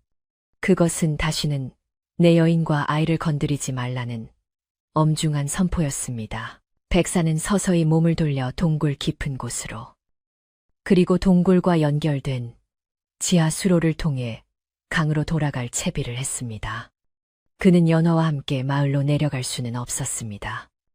영물은 사람과 섞여 살 수 없는 법이고 자신의 존재가 마을에 또 다른 혼란을 줄 수 있음을 알았기 때문입니다. 백사가 물속으로 사라지기 전 연화는 오랫동안 그 뒷모습을 바라보았습니다. 말하지 않아도 서로의 마음이 통하고 있었습니다. 기다릴게요. 언젠가 다시 만날 날을. 백사가 완전히 사라지자 동굴 앞에는 연화와 마을 사람들만이 남았습니다. 비록 백사는 떠났지만 그가 남긴 신비로운 기운과 교훈은 사람들의 가슴 속에 깊이 새겨져 있었습니다. 사태가 수습되자 마을 사람들은 연화를 감아 대신 촌장의 등에 업혀 마을로 모시기로 했습니다. 촌장은 늙은 몸이었지만 자신의 죄를 갚는다는 심정으로 기꺼이 연화를 업었습니다. 마을로 내려가는 길. 하늘은 거짓말처럼 맑게 개어 있었습니다. 먹구름은 물러가고 따스한 햇살이 숲속을 비추었으며 나뭇잎에 맺힌 빗방울은 보석처럼 반짝였습니다. 마을 어귀에 들어서자 놀라운 광경이 그들을 기다리고 있었습니다. 며칠 동안 핏빛으로 붉게 물들어 있던 마을. 우물이 언제 그랬냐는 듯 맑고 투명한 물로 돌아와 있었던 것입니다. 사람들은 우물가로 달려가 물을 길어 올렸습니다. 아이고, 물이 맑다.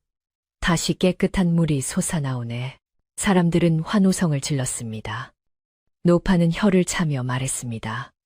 보아라. 너희의 마음이 의심과 살기로 탁해지니 우물물도 탁해졌던 것이고 이제야 마음을 바로잡고 순리를 따르니 물도 제 빛을 찾은 게야. 모든 것은 마음먹기에 달린 것을. 콩콩. 사람들은 노파의 말에 깊이 공감하며 고개를 끄덕였습니다. 우물의 변화는 마을에 내려졌던 재앙이 걷히고 평화가 찾아왔음을 알리는 징조였습니다. 사람들은 연화를 그녀의 집으로 데려갔습니다. 하지만 며칠간 비워둔 집은 엉망이 되어 있었습니다. 사람들의 발길질에 살인문은 부서져 있었고 마당은 잡초와 오물로 지저분했습니다. 이를 본 마을 청년들은 얼굴을 붉히며 누가 시키지도 않았는데 소매를 걷어붙였습니다. 자, 우리가 저지른 일이니 우리가 치웁시다.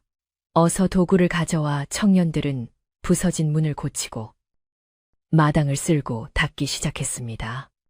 아낙네들은 집 안으로 들어가 먼지를 털어내고 차가운 구들장에 불을 지폈습니다. 연화 아가씨, 우리가 미안해서 어쩌나. 이리 고운 집에 흙탕물을 뿌렸으니. 아낙들은 연화의 손을 잡고 연신 사과하며 젖은 이불을 내다 말리고 깨끗한 요를 깔았습니다. 점내내도 눈치를 보며 슬그머니 다가와 부엌 아궁이에 불을 떼고 물을 끓였습니다. 그녀 나름의 사과 방식이었습니다. 마을 전체가 한 마음으로 연화의 보금자리를 복구하는 모습은 찢어졌던 마을의 인심을 다시 기워내는 과정과도 같았습니다. 해질 무렵이 되자 연화의 집은 예전보다 더 깔끔하고 아늑한 모습으로 변해 있었습니다. 굴뚝에서는 하얀 연기가 모락모락 피어올랐고 방 안에는 따뜻한 온기가 감돌았습니다. 마을 사람들은 여기서 멈추지 않고 각자의 집에서 가장 귀한 음식들을 가져오기 시작했습니다. 밥쌀로 지은 고슬고슬한 밥, 맑게 끓인 미역국, 산에서 딴 나물 무침, 그리고 귀한 꿀단지까지. 이것은 연화와 뱃속의 아이를 위한 것이기도 했지만 마을의 수호신인 백사에게 바치는 사죄의 제물이기도 했습니다. 마당 한가운데에 멍석을 깔고 상을 차리니 어느새 잔치집 같은 분위기가 되었습니다. 하지만 시끌벅적한 잔치가 아니라 조용하고 경건하며 따뜻한 정이 오가는 자리였습니다. 촌장은 정화수를 떠놓고 하늘과 강을 향해 절을 올렸습니다. 천지신명과 백사님이시여, 저희의 어리석음을 용서하시고 부디 이 마을과 연화 아가씨 그리고 태어날 아기에게 복을 내려주소서.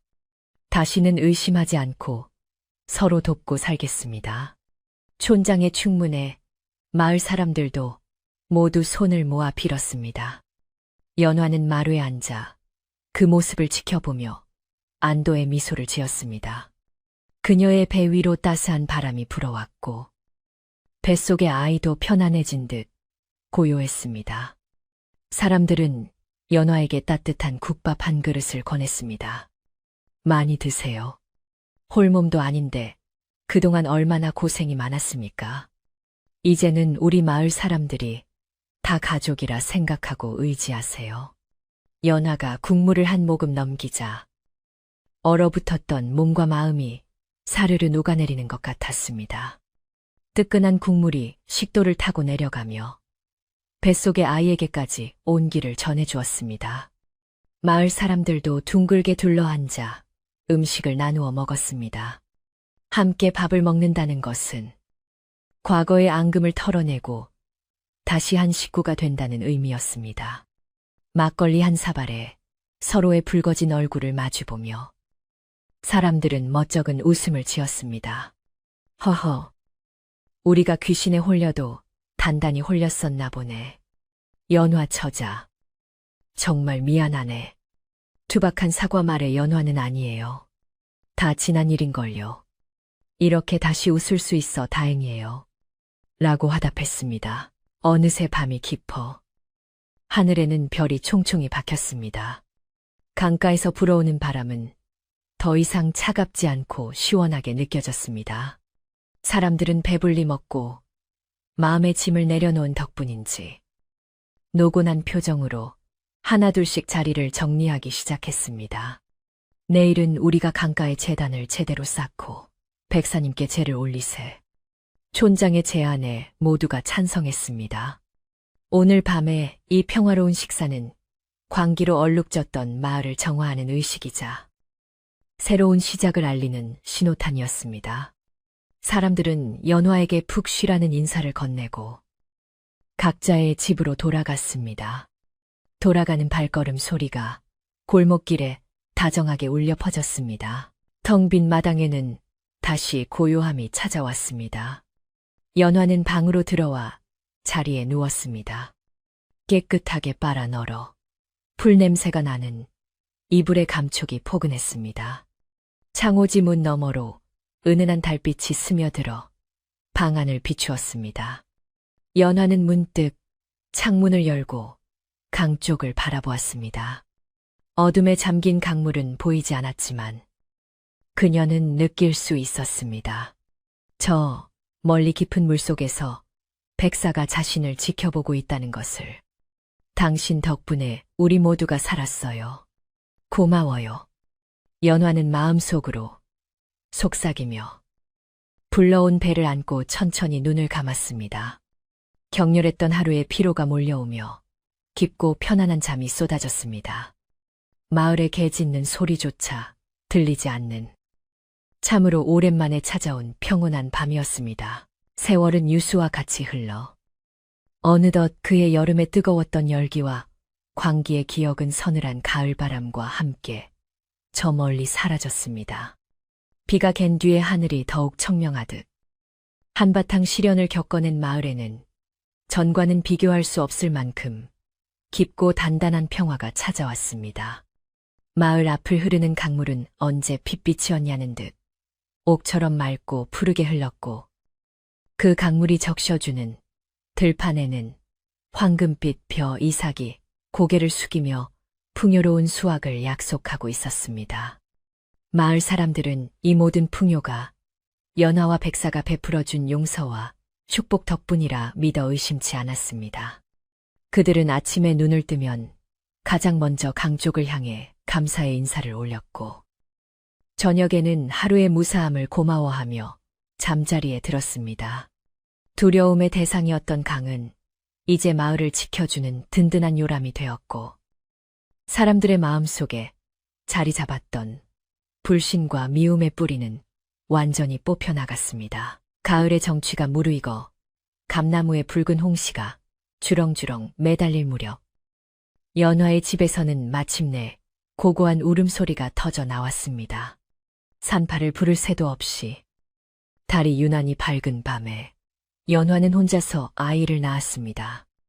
보통의 해산과는 달리 산통도 거의 없었고, 아이가 세상 밖으로 나오는 순간 방 안에는 은은한 향기와 함께 부드러운 빛이 감돌았습니다. 태어난 아이는 산의 아이였는데 갓 태어난 핏덩이임에도 불구하고 그 눈망울이 밤하늘의 별처럼 초롱초롱했고 피부는 백옥처럼 희고 매끄러웠습니다. 신기하게도 아이의 몸에서는 사람의 체온보다는 약간 서늘한 기운이 느껴졌지만 그것은 차가움이 아니라 맑고 상쾌한 계곡물 같은 느낌이었습니다. 연화는 땀에 젖은 채 아이를 품에 안고 감격의 눈물을 흘렸습니다.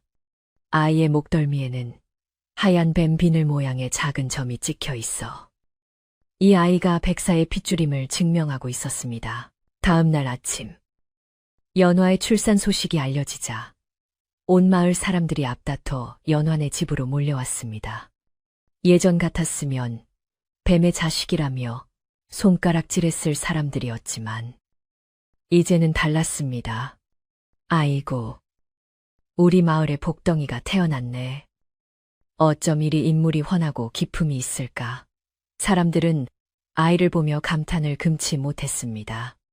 촌장은 아이의 이름을 강에서 얻은 보배라는 뜻으로 짓자고 했지만 연화는 그저 조용히 웃으며 아이를 미르라고 부르기로 했습니다.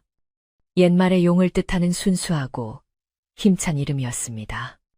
마을 안악들은 각자 집에서 짠 가장 부드러운 무명천을 가져와 기저귀를 만들어 주었고 산모가 먹어야 젖이 잘 돈다며 귀한 미역과 잉어를 고아 날랐습니다. 연화의 집은 마을 사람들의 사랑과 정성으로 발디딜 틈이 없었습니다. 그 중에서도 가장 눈에 띄게 변한 사람은 단연 점내내였습니다. 한때 연화를 가장 괴롭히고 모함했던 그녀는 이제 누구보다 열성적으로 연화를 돕는 사람이 되었습니다. 점내내는 매일 아침 연화의 집 마당을 쓸고 빨래를 도맡아 했습니다. 그녀는 아이를 볼 때마다 미안함에 어쩔 줄 몰라하며 자신의 거친 손이 아이의 살결을 다칠까봐 함부로 만지지도 못했습니다. 하루는 점내내가 밤새 뜬 작은 털신을 들고 와 수줍게 내밀었습니다. 이거 겨울에 아가 발 시렵지 말라고. 내 솜씨가 영 없어서 보잘것없지만 받아주게. 점내내의 눈가에는 참회의 눈물이 고여 있었습니다. 연화는 따뜻하게 웃으며 그 손을 잡았습니다. 고마워요. 아주머니. 미르가 아주 좋아할 거예요. 그 한마디에 점내내는 펑펑 울음을 터뜨렸고 그동안 쌓여있던 죄책감을 씻어낼 수 있었습니다. 아기 미르는 무럭무럭 자라났습니다. 100일이 지나자 아이는 벌써 뒤집기를 하고 옹알이를 시작했는데 그 성장 속도가 남달랐습니다. 미르는 울음이 거의 없고 늘 방긋방긋 웃는 순한 아이였지만 가끔 강 쪽을 바라볼 때면 갓난 아이답지 않게 깊고 그윽한 눈빛을 하곤 했습니다. 마을 사람들은 미르가 마을을 지켜줄 작은 수호신이라 여기며 끔찍이 아꼈습니다. 농사일이 힘든 날에도 미르의 웃는 얼굴만 보면 피로가 싹 가신다며 일하다가도 참을 먹을 시간이면 다들 연화네 집 마루에 모여 아이 재롱을 보느라 시간 가는 줄 몰랐습니다. 아이는 마을의 구심점이 되어 흩어졌던 사람들의 마음을 하나로 묶어주는 끈끈한 접착제 역할을 했습니다. 연화는 그런 아이를 보며 뱃속에 있을 때 겪었던 모진 시련들이 결코 헛되지 않았음을 느꼈습니다. 어느덧 수확이 끝난 늦가을, 마을에서는 큰 잔치가 열렸습니다. 풍년을 축하하고 마을의 평화를 자축하는 자리이자 미르의 100일을 기념하는 잔치였습니다. 마을회관 앞마당에는 멍석이 깔리고 뱁살로 빚은 떡과 과일, 고기가 산더미처럼 쌓였습니다. 솥단지에서는 구수한 국밥 냄새가 진동했고 사람들의 얼굴에는 기름기가 돌고 웃음꽃이 피었습니다. 풍물패가 꽹과리와 장구를 치며 흥을 돋우자 어깨춤이 절로 나왔습니다. 촌장은 술잔을 높이 들고 건배사를 외쳤습니다. 자, 이 모든 복이 하늘과 땅, 그리고 강물의 덕분 아니겠는가. 우리 마을이 겪은 아픔이 걸음이 되어 이렇게 큰 기쁨으로 돌아왔으니 앞으로도 서로 믿고 의지하며 잘 살아보세. 사람들은 조소하며 환호성을 질렀습니다. 연화는 곱게 한복을 차려입고 미르를 아는 채 사람들 사이에 앉아 있었습니다. 그녀의 얼굴은 더 이상 그늘진 과부의 모습이 아니었습니다. 사랑받는 어미이자 마을에 존경받는 일원으로서 당당하고 평온한 기품이 흘렀습니다. 노파가 다가와 미르의 볼을 쓰다듬으며 덕담을 건넸습니다. 이 아이가 자라 어른이 될 때까지, 아니 그 후로도 오랫동안 우리 마을은 걱정이 없을 게다. 영물의 기운을 타고났으니 지혜롭고 강인하게 자라 무사람들을 이롭게 할 거야. 연화는 노파에게 고개를 숙여 감사를 표했습니다. 할머니 덕분입니다. 그때 할머니가 아니셨으면 저와 이 아이는 지금 이 자리에 없었을 거예요. 두 사람은 서로의 손을 맞잡고 말없이 따뜻한 체온을 나누었습니다. 과거의 상처는 흉터로 남았지만 그 흉터 위에 새살이 돋아 더 단단해진 인연이었습니다. 잔치는 밤늦도록 이어졌습니다. 보름달이 둥실 떠올라 마을을 대낮처럼 환하게 비췄고 사람들은 모닥불을 피워놓고 옛 이야기를 나누며 밤을 지새웠습니다. 아이들은 배가 불러 멍석 위에 애차 떨어졌고 어른들은 술기운에 기분 좋은 콧노래를 흥얼거렸습니다. 연화는 잠든 미르를 안고 조용히 자리에서 일어났습니다. 시끌벅적한 잔치마당을 뒤로하고 그녀는 집으로 돌아와 아이를 요람에 눕혔습니다. 아이는 새근새근 평화로운 숨소리를 내며 깊은 잠에 빠져 있었습니다. 연화는 잠시 마루에 걸터앉아 달빛에 반짝이는 강물을 바라보았습니다.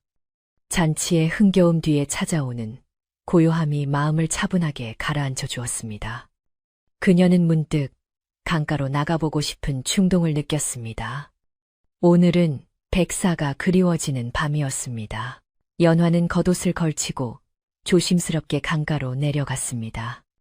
밤 공기는 차가웠지만 상쾌했고 풀벌레 소리가 정겹게 들려왔습니다. 강가 바위에 앉아 흐르는 물을 바라보고 있자니 지난날 백사와 나누었던 추억들이 주마등처럼 스쳐 지나갔습니다. 처음 만났던 날의 두려움, 서로의 마음을 확인했던 날의 설렘, 그리고 목숨을 걸고 자신을 지켜주던 그날의 감동까지. 연화는 나지막이 백사를 불렀습니다. 잘 지내고 계신가요? 우리 아이가 이렇게 건강하게 자랐어요. 당신이 보고 싶어 하는 것 같아 나왔어요. 그녀의 목소리는 바람을 타고 수면 위로 흩어졌습니다. 그때였습니다. 잔잔하던 강물 한가운데서 소리 없이 물결이 일렁이더니 수면 위로 은은한 빛이 번져나갔습니다. 그리고 물이 갈라지며 하얀 백사의 머리가 조용히 솟아올랐습니다. 예전에 그 거대하고 위압적인 모습이 아니라 마치 연화를 기다렸다는 듯 부드럽고 온화한 자태였습니다. 백사의 비늘은 달빛을 받아 은가루를 뿌린 듯 눈부시게 빛났고 푸른 눈동자는 깊은 호수처럼 맑고 고요했습니다. 백사는 천천히 연화가 앉아있는 바위 쪽으로 다가왔습니다. 물살을 가르는 소리조차 나지 않는 신비로운 움직임이었습니다. 연화는 벅차오르는 가슴을 안고 자리에서 일어나 백사를 맞이했습니다. 백사는 바위턱에 머리를 걸치고 연화를 올려다보았습니다. 그 눈빛에는 말로 다할 수 없는 그리움과 애정이 담겨 있었습니다. 연화는 손을 뻗어 백사의 차가운 코끝을 어루만졌습니다. 당신도 우리가 보고 싶었군요. 미르를 데려왔으면 좋았을 텐데. 곤히 잠들어 깨울 수가 없었어요. 연화의 말에 백사는 이해한다는 듯 눈을 깜빡였습니다. 백사는 입을 살짝 벌려 무언가를 연화의 앞에 떨어뜨렸습니다. 그것은 강바닥 깊은 곳에서만 자라는 영롱한 빛을 내는 진주 조개 껍데기였습니다. 아이를 위한 선물인 듯 했습니다. 연화는 그것을 집어들고 가슴에 품으며 눈시울을 붉혔습니다.